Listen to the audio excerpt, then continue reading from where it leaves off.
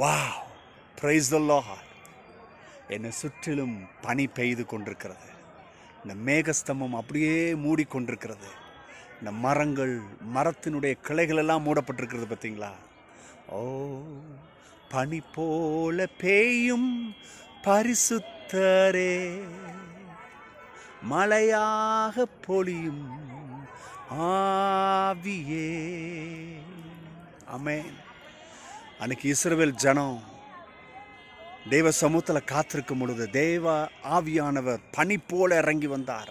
அன்னைக்கு அவங்களுக்கு சாப்பாடு கொடுக்கறதுக்கு இந்த பனி போல அவர் இறங்கி வந்தார். ஆமென். அவங்கள எவ்வளோ நேசிக்கிறார் பாருங்க. ஆக இந்த பனி என்ன அடையாளம் என்று சொன்னால், எப்படி இந்த பனி அந்த இருக்கிற இடத்தையே மூடுகிறதோ, தேவ ஆவியானவர் ஒரு மனுஷியை மூடும் பொழுது அவன் பலவான்களாக, அவன் சத்துவம் நிறைந்தவனாக மாறுகிறான்.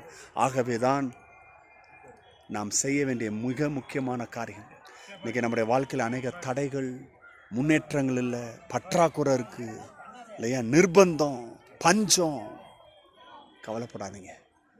எந்த மனுஷி தேவ சமூகத்தில் செலவு செய்கிறானோ தேவ ஆவியானவர் மூடுவார்.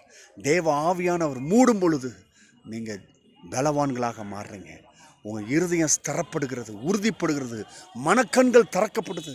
அன்னைக்கு இப்படி தான் அந்த உயர்ந்த மறுரூப மலையில் அன்னைக்கு சீடர்களோடு கூட இயேசு இருக்கும் பொழுது அவர்கள் மறுரூபமானார்கள்.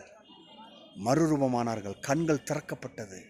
இன்னைக்கு கண்கள் திறக்கப்பட்டால் நம்முடைய வெற்றியை நாம் பார்க்க முடியும், வெற்றியை சுதந்திரிக்க முடியும். God bless you. Bye-bye.